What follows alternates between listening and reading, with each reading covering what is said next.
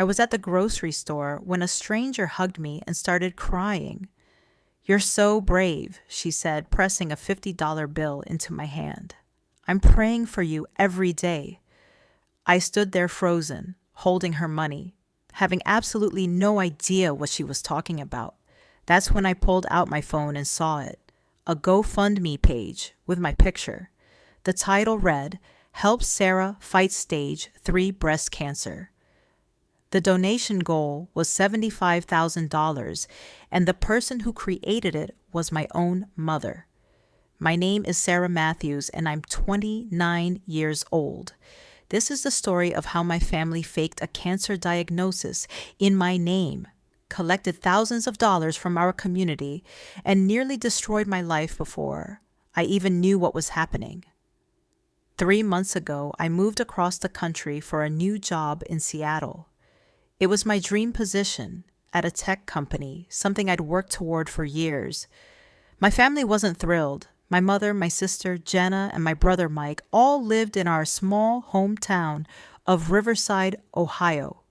They made it clear they thought I was abandoning them. "Family is supposed to stick together," my mother said the day I left.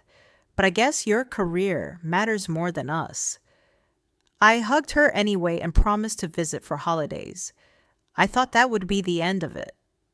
The next part of this story contains some fictional elements to enhance the emotional experience. If you empathize, I appreciate it. If not, I hope you have a peaceful evening. For the first 2 months in Seattle, everything was fine. I called home every Sunday. My mother would update me on town gossip. Jenna would complain about her job. Mike would ask to borrow money, which I politely declined. It was normal. Then the calls started getting stranger. "How are you feeling?" my mother would ask, her voice heavy with concern. "I'm fine," I'd say, confused. "Why?" "No reason," she'd reply quickly. "Just checking on my baby girl." I didn't think much of it. My mother had always been dramatic. But then my old high school friend Ashley sent me a Facebook message. "Sarah, I'm so sorry about your diagnosis. If you need anything at all, please let me know. You're in my thoughts." I stared at the message for a full minute. Diagnosis? What diagnosis? I messaged her back immediately. "Ashley, what are you talking about?" She sent me a link. It was a GoFundMe page. My profile picture from Facebook was at the top, the one from my college graduation. Below it was a story written by my mother. "Our beloved daughter Sarah was recently diagnosed with stage 3 breast cancer. She moved away for work just before receiving this devastating news, and now she's facing this battle alone in a new city with no support system. Sarah has always put everyone else first. Now it's our turn to help her. The treatments are expensive and she's too proud to ask for help. Please donate anything you can to help our sweet girl fight for her life." I read it 3 times. My hands were shaking. The donation counter showed $22,847, $22,000, from people in my hometown, former teachers, old neighbors, family friends, people I hadn't spoken to in years, all giving money because they thought I was dying. Except I wasn't sick. I had never been sick. I didn't have cancer. I had never even been to an oncologist. I called my mother immediately. She answered on the first ring. "Hi, honey. How are you feeling today?" "Mom, what the hell is this GoFundMe page?" I asked, my voice shaking. There was a long pause. "Oh, you saw that?" she said, her tone shifting. "Sarah, I can explain." "Explain? You told everyone I have cancer." "I don't have cancer, Mom." "Well, we didn't know what else to do," she said defensively. "You moved away and left us here. Do you know how hard it's been? Your sister lost her job. Mike's car broke down. We needed help, and you weren't here to provide it." I couldn't believe what I was hearing. "So you decided to fake a cancer diagnosis in my name and collect money from people?" "It's not fake," she snapped. "We're your family. Your suffering is our suffering. When you left, it hurt us deeply. That's a kind of sickness, too. That's not how cancer works, Mom. That's not how any of this works. Don't raise your voice at me, she said coldly. We did what we had to do. You should be grateful we're thinking about you at all after you abandoned us. She hung up. I sat on my apartment floor, staring at my phone in complete shock. My family had committed fraud, using my name, my face, my identity, and they thought they were justified. I opened the GoFundMe page again and scrolled through the comments. Praying for you, Sarah. Stay strong, warrior. Your family is so supportive for organizing this. We love you. Hundreds of messages from people who genuinely cared, people who had donated their hard-earned money because they believed I was sick, because they believed my family. The next morning, I called my old boss from my previous job in Ohio. Hey, Sarah, how's Seattle? Tom, I need to ask you something. Did you donate to a GoFundMe for me? There was a pause. Yeah, I did. About 2 weeks ago. Your mom reached out to several people from your old workplace. She said you were too proud to ask for help yourself, so she was doing it for you. I gave $200. How are you holding up? My stomach dropped. Tom, I don't have cancer. I've never had cancer. That page is a scam. The line went silent. What? My family made it up. I just found out yesterday. I'm perfectly healthy. Jesus Christ, Sarah, are you serious? I'm serious and I'm going to fix this. I just wanted you to know. I spent the next 3 hours calling everyone I could think of who might have donated. Former coworkers, old friends, teachers, neighbors. Every conversation was the same: shock, disbelief, anger, and then the question, what are you going to do about it? I didn't have an answer yet, but I knew I had to do something. I contacted GoFundMe's support team and explained the situation. They asked for documentation proving the campaign was fraudulent. I sent them everything: screenshots of text messages with my mother, a letter from my doctor confirming I had no cancer diagnosis, a statement from me explaining I never authorized the page. Within 48 hours, GoFundMe shut down the campaign and froze the funds. But by then, my mother had already withdrawn $18,000. I filed a police report in Ohio. The officer who took my statement looked at me with a mixture of sympathy and disbelief. Your own mother did this? He asked. Yeah, I said quietly. Your own mother. He shook his head. We'll open an investigation, but I gotta warn you, family fraud cases are complicated. Are you sure you want to pursue this? I looked him in the eyes. I'm sure. She committed a crime, and people lost money because of her lies. The news spread through my hometown like wildfire. Within days, everyone knew the truth. My mother's phone started ringing off the hook. Angry donors demanding their money back. The local church, which had held a fundraiser dinner that raised $3,000, publicly condemned her. The grocery store where she'd worked for 15 years fired her. My sister Jenna called me, screaming, You ruined everything! Mom lost her job because of you. She lost her job because she committed fraud, Jenna. She lied about me having cancer and stole money from people. We needed that money, she yelled. Mike's car is still broken. I can't pay my rent. What were we supposed to do? Get jobs, budget, ask for help honestly. Literally anything other than faking a cancer diagnosis. You don't understand what it's like to struggle, she said bitterly. You're in your fancy Seattle job while we're drowning here.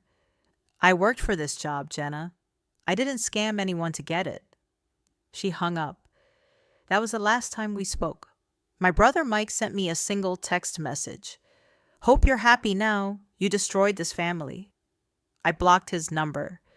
Because the truth was, I didn't destroy this family. They destroyed themselves. And they tried to take me down with them. The police investigation took 6 weeks. In the end, my mother was charged with wire fraud and theft by deception. The prosecutor offered her a plea deal: plead guilty, pay back every cent to the donors, perform 200 hours of community service, and serve 2 years of probation. If she refused, she'd go to trial and potentially face prison time. She took the plea deal, but she never apologized to me, not once. The local newspaper ran a story about the case.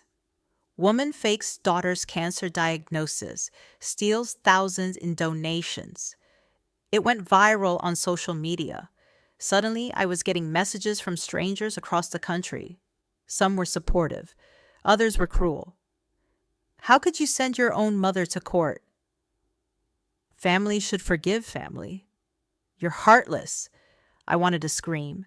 I wanted to explain that forgiveness doesn't mean accepting abuse, that family doesn't get a free pass to commit crimes. But I didn't engage. I just muted the notifications and tried to move forward. 3 months later, I received a package in the mail. No return address.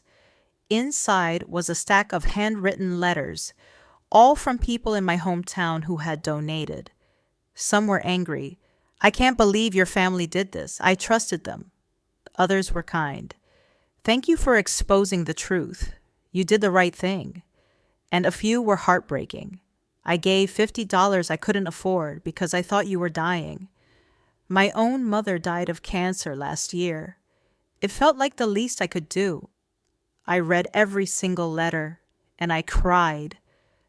I also received one letter from my mother. It was short. You've always been selfish, Sarah. Even now you're making this about you. We needed help, and you weren't there. I hope you can live with what you've done to this family. I read it once, then I threw it away. Because that letter confirmed everything I already knew. She still didn't think she'd done anything wrong. In her mind, I was the villain. And I realized something important that day.